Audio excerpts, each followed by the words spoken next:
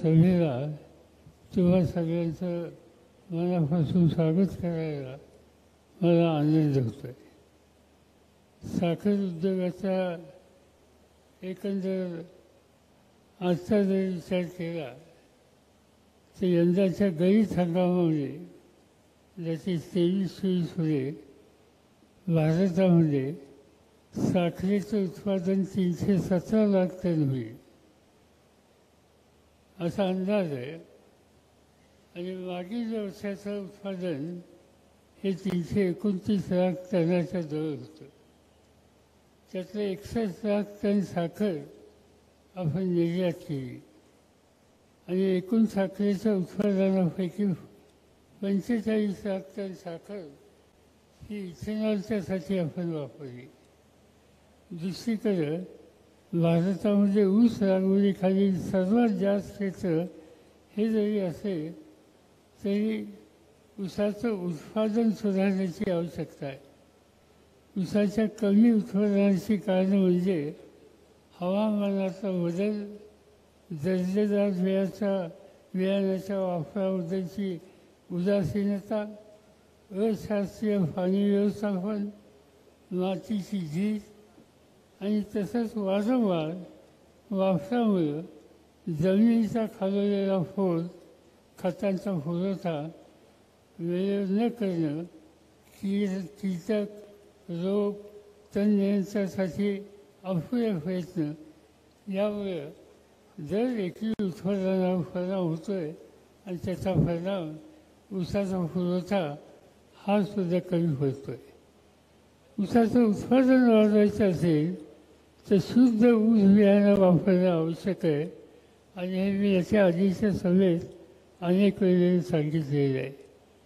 दर्जेदार बियाणं मिळावं म्हणून वेसाच्या वतीनं जवळपास 150 एकर जमीन ऊस मिळण्याच्यासाठी आपण वापरतो आणि तो कार्यक्रम आपण घेतला आहे.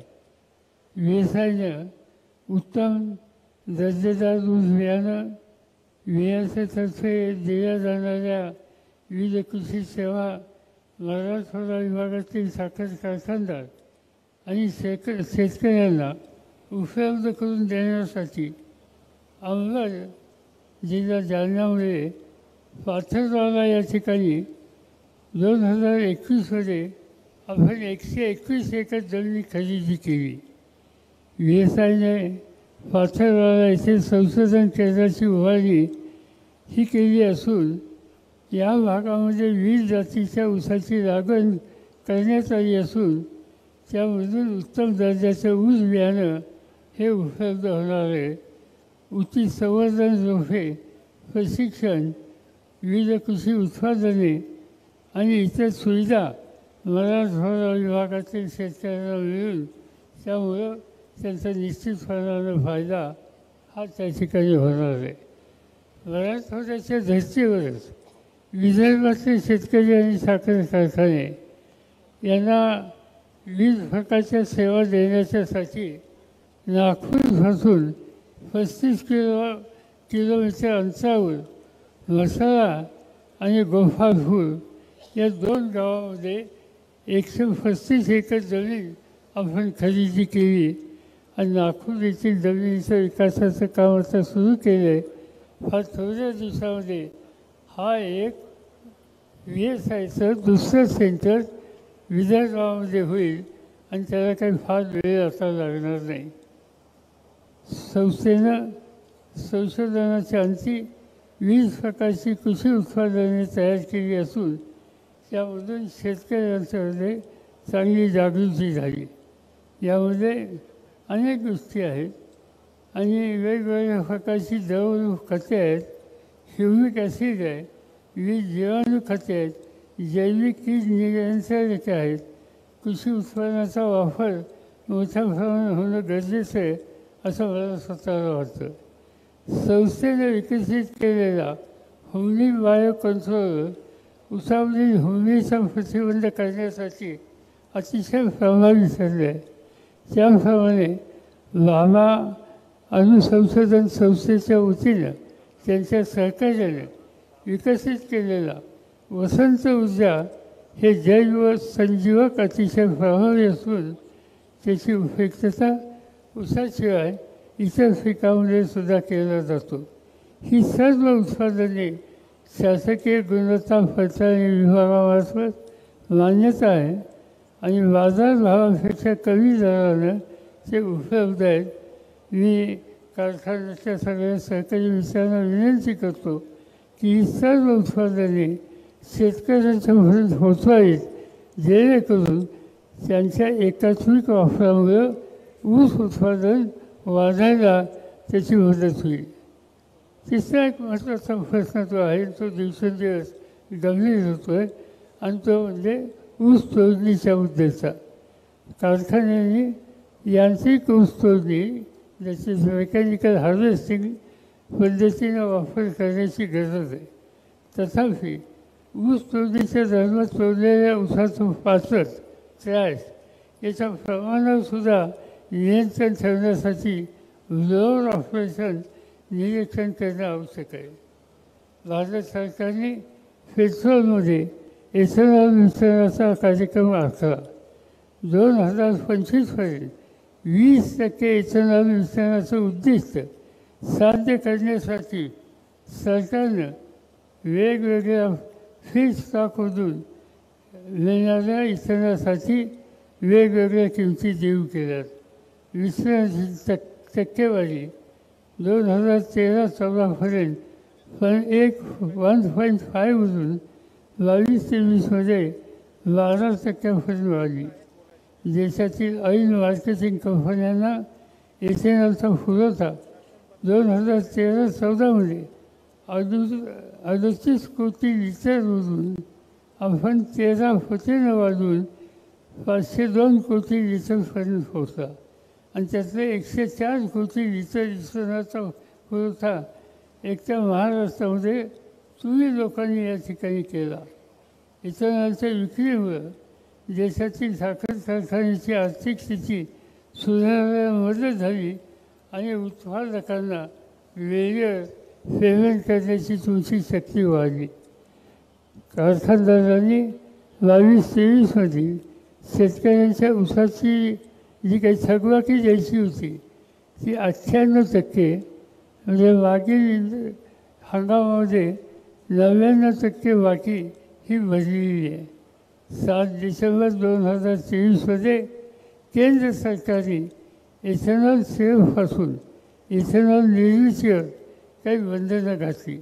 तथापि राष्ट्रीय साखर कारखाना संघ नवी दिल्ली यांच्या पुढाकारानं आणि केलेल्या पाठपुराव्यामुळे 15 डिसेंबर 2023ला केंद्र शासनानं सुधारित अध्यादेश जाहीर केला. त्यानुसार सिरपपासून इथेनॉल निर्मितीला परवानगी दिली. तथापि सिरप आणि हेवी मोलॅसिसपासून इथेनॉल निर्मितीकरता 17 लाख टन साखरेचा वापर करायची एक कमाल मर्यादा घातलेली आहे. त्यामुळं डिस्टिलरी पूर्ण क्षमतेनं इथेनॉलच्या निर्मितीत जाण्याच्यासाठी काही मर्यादा आलेल्या आहेत.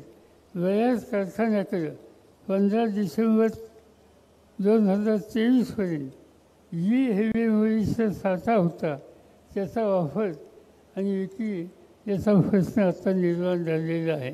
सरकारने 2023 नोव्हेंबरमध्ये CNG आणि CNGमध्ये CNGचं मिश्रण करणं अनिवार्य म्हणून घोषित केलं. 28-29पर्यंत CNGचं मिश्रण 5% करण्याचं उद्दिष्ट ठेवलं. साखर कारखाने फ्लेक्समेड आणि फ्रेंच वॉशपासून CNG तयार करू शकतात. CNGचा प्रकल्प विद्यमान साखर कारखान्यांच्या संकुलामध्ये सहज करता येईल. भारतामध्ये 540 साखर कारखाने आणि 400 डिस्टलरी आहेत.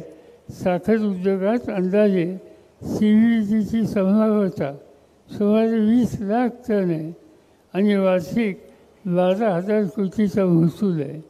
वसंतदादा शुगर फॅक्टरीनं नीरा भीमा सरकारची साखर कारखान्यामध्ये फ्रेश मधपासून फेसवाईचा केकपासून वायगस निर्मितीचा प्रायोगिक सराव चाचण्या यशस्वीरित्या पूर्ण केल्या.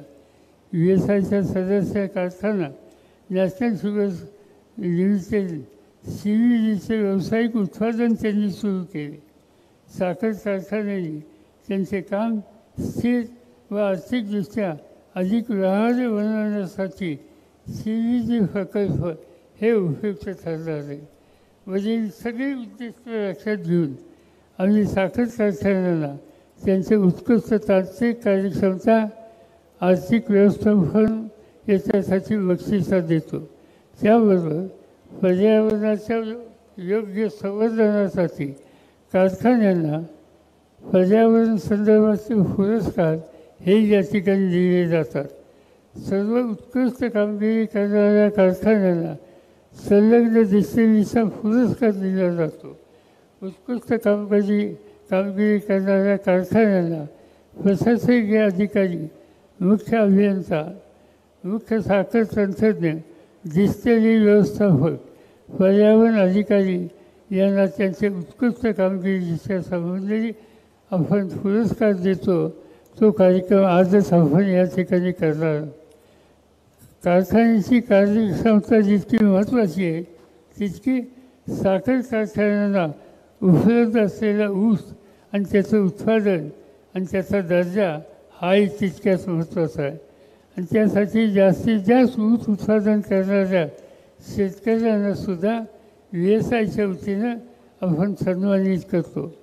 ऊस उत्पादक शेतकऱ्यांना मार्गदर्शन व तांत्रिक सहकार्य करणाऱ्या साखर कारखान्यांच्या कृषी विभागाच्या अधिकाऱ्यांना उत्कृष्ट कृषी अधिकारी हा पुरस्कार दिला जातो.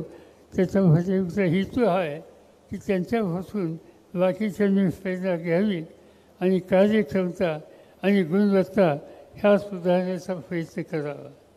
संस्थेनं 2016मध्ये पहिल्या आणि 2020मध्ये दुसऱ्या आंतरराष्ट्रीय साखर परिषद यशस्वी आयोजित केली आणि त्याच्यापासून आपण उद्यापासून 3 दिवस 12 ते 14 जानेवारी या दरम्यान तिसरी आंतरराष्ट्रीय परिषद या ठिकाणी आपण आयोजित केलेली आहे.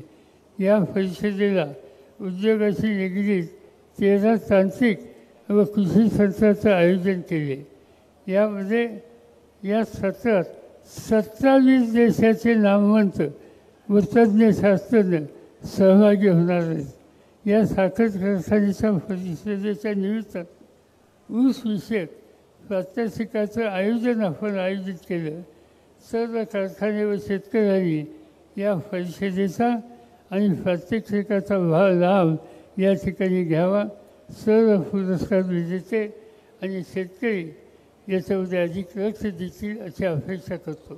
ही उद्यापासून होणारी परिषद आणि इथं होणारं प्रदर्शन हे तुम्ही जर पाहिलं पाहिजे आणि शक्य असेल तर तुमच्या सभासदांनासुद्धा या ठिकाणी 2-3 दिवस पाठवलं पाहिजे आणि त्यांच्या ज्ञानामध्ये जगाच्या साखर धंद्यामध्ये काय बदल होत आहेत, काय सुधारणा होत आहेत हे दाखवण्याच्या संबंधीची कामगिरी आपण करावी.